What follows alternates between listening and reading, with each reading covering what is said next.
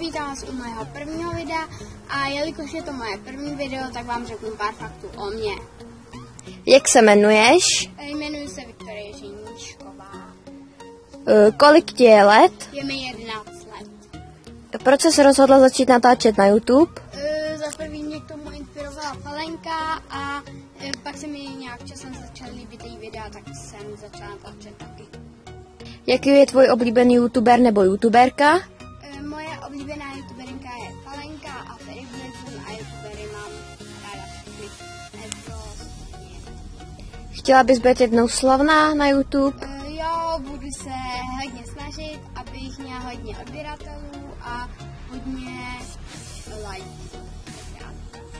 Jaká je tvoje oblíbená barva? Růžová a modrá.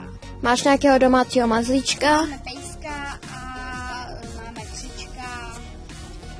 Jaké půjdeš třídy? Jaké je tvoje oblíbené pití? Pití, tak to máme ráda mojita, milkshake a slabuka. Jaké je tvoje oblíbené jídlo?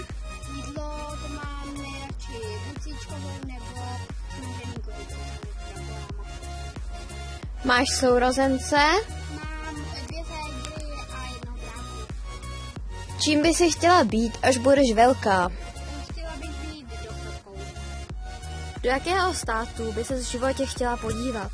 Chtěla bych se podívat do Bale, ale nikdy v zimě tam bude akorát.